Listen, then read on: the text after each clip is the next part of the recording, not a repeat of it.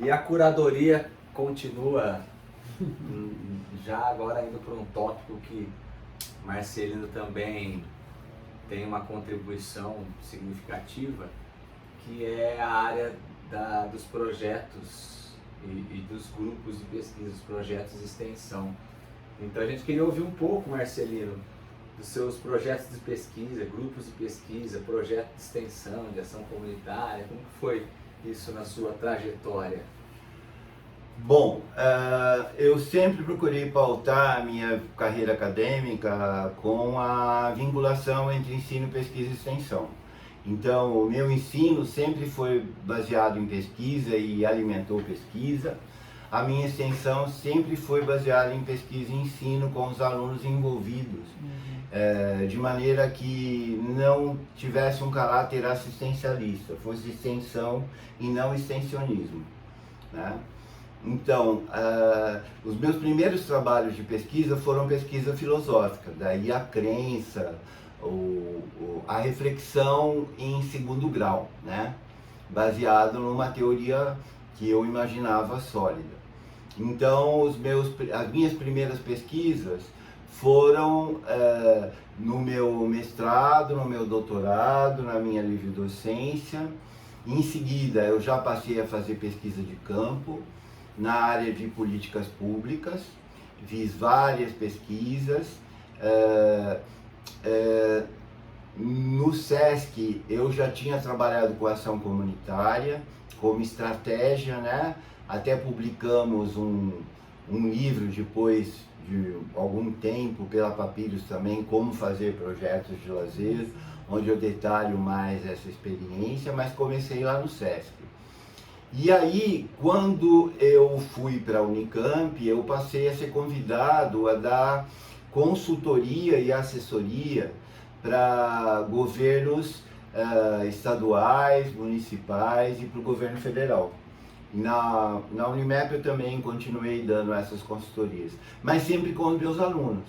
Então, com os alunos da Unicamp, eu trabalhei em São José dos Campos, em Diadema, em Santo André, em São Paulo, em Campinas, dando consultoria para prefeituras. Dei consultoria para governos de estado, aí era mais difícil a locomoção, então eu ia sozinho e fazia o trabalho lá com as pessoas da comunidade. E aí se ampliou, eu trabalhei em municípios de Caxias do Sul, de Porto Alegre durante muitos anos, sempre em prefeituras dos chamados governos populares e democráticos. Então, Recife, SESI de Salvador, sempre prefeituras ou ONGs ou organizações do Sistema S, né? Rio de Janeiro pelo SESC Nacional, enfim, praticamente todos os estados brasileiros eu fiz uma via crucis aí, dando palestras em atividades que podem ser consideradas de extensão, formação profissional na área. Então, a minha pesquisa ligada à extensão, no começo com os alunos ligados ao ensino, com bolsas, né? E com pagamentos das prefeituras às quais a gente se deslocava também. Foi uma loucura, porque só depois que eu terminei o trabalho é que eu pus a mão na consciência e vi os riscos que eu corri, levando os alunos, dirigindo até as cidades onde a gente trabalhou, mas enfim, foi bom, o encontro durou. Hoje, bom, com a idade a gente já não tem, mas hoje mesmo que eu tivesse em tenra idade eu não faria novamente, porque foi uma loucura. E os grupos, Marcelino, de pesquisa, qual foi o seu primeiro grupo? Como você foi organizando essas o meu primeiro grupo de pesquisa foi em Lazer e Educação, na Unicamp. Depois a gente fez um grupo de pesquisa em políticas públicas do lazer, na Unicamp também. E deu muitos frutos, muitos projetos de pesquisa. A gente sempre teve um projeto de pesquisa central que todo mundo do grupo participava, então o grupo não era somente, era também o somatório das pesquisas individuais e dos estudos que a gente fazia, mas tinha sempre uma pesquisa em desenvolvimento da qual todos os integrantes do grupo participavam de acordo com as suas credenciais. Por exemplo, eu tinha alunos de iniciação que não iam fazer um trabalho de um doutor, né? Mas todos participavam.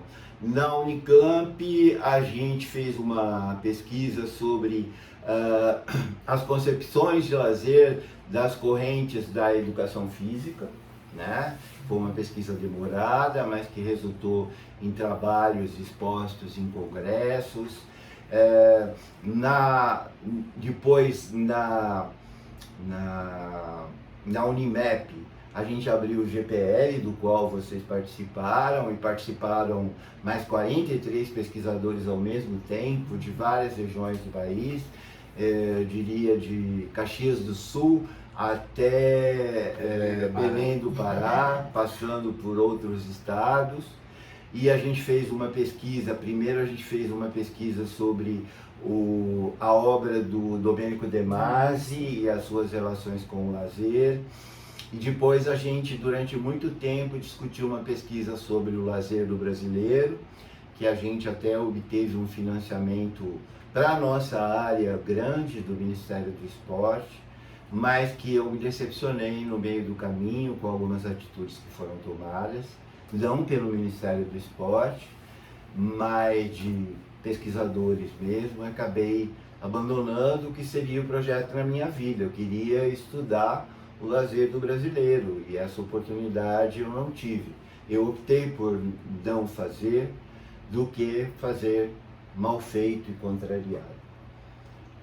Então... Teve outros financiamentos, né? Você podia falar um pouquinho do CNPq, da FAPESP, como Então, foi esse processo? Financiamentos da FAPESP, do CNPq com bolsas de mestrado, doutorado, bolsas da CAPES também, de iniciação científica várias. As instituições que eu trabalhei também deram bolsas de iniciação, como Unicamp, como Unimap.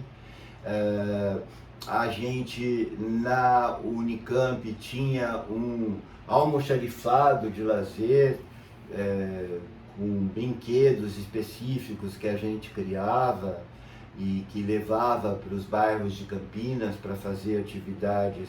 Não é esse negócio de montar e desmontar o circo, não. Tinha todo um trabalho de ação comunitária para que as pessoas elas se autogerissem nas suas atividades de lazer. Mas era um almoxarifado.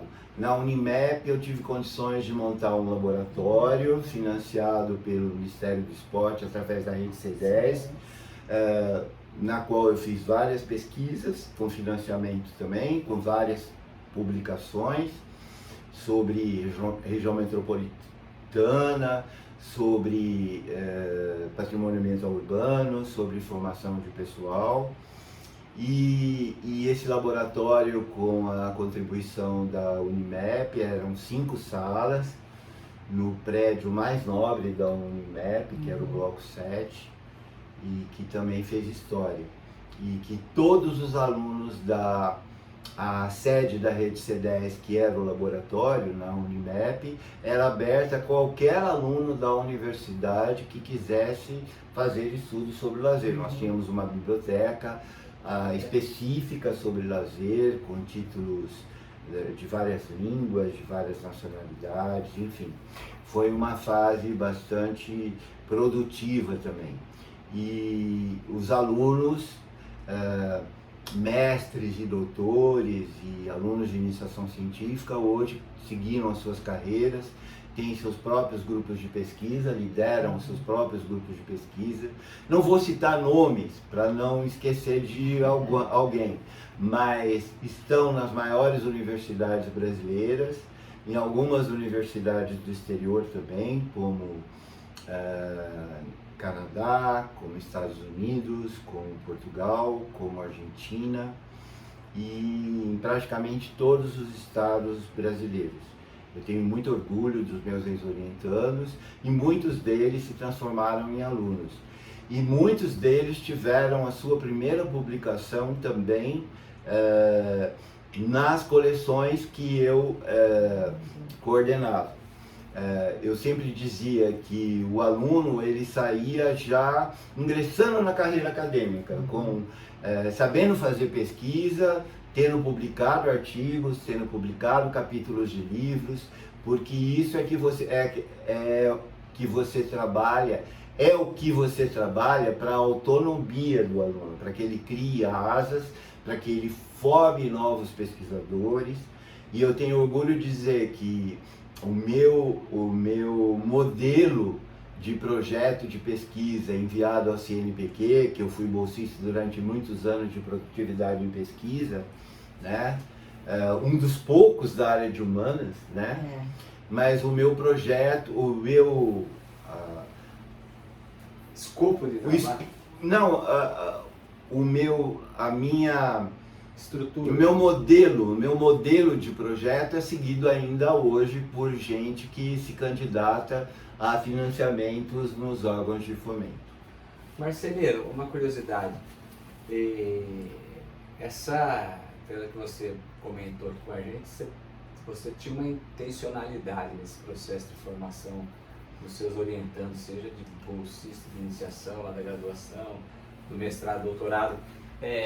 Isso perpassa um pouco, né? A gente foi seu aluno na pós, pelas estratégias de aula que você também sim, utilizava nas suas aulas, tanto na graduação quanto na pós. Sim, eram sempre aulas participativas, em que eu enfatizava o trabalho em equipe, né? Eu sempre acreditei na interdisciplinaridade, né? Então eu sempre trabalhei com meus alunos dentro dessa perspectiva e aceitava alunos de outros cursos. Por exemplo, na educação física aceitava de turismo, aceitava de sociologia, de antropologia, de educação, de arquitetura e urbanismo, né? Porque a gente estava analisando o lazer. É lógico que na linha de pesquisa que relacionava o lazer com a educação física, a gente trabalhava as vinculações com a educação física, né? Nunca menosprezando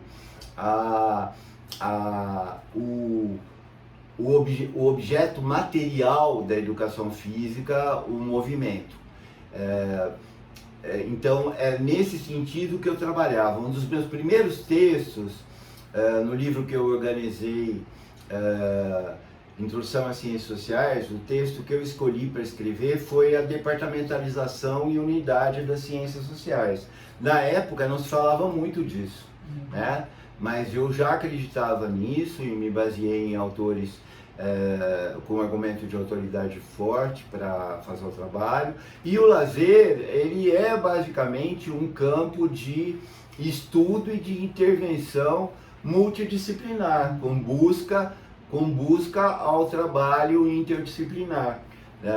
Eu não vi nenhum trabalho interdisciplinar, na verdade, ainda na área onde as pessoas trocam teorias, as pessoas trocam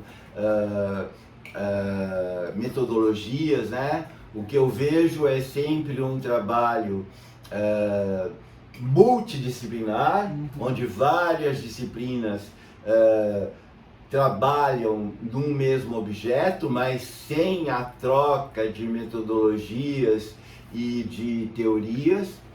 E eu vejo também trabalhos cross-disciplinares, com uma disciplina dizendo como as outras devem se comportar, né? Então, a gente tem vários exemplos disso na nossa área, né? E eu sempre fui contra a invasão da área, por exemplo. A Secretaria de Transportes te dá lá, a Secretaria de Obras te dá um espaço lá para você fazer uma quadra de esporte, sendo que naquele tamanho não dá para você fazer quadra de modalidade esportiva nenhuma. Tem que se virar. Né?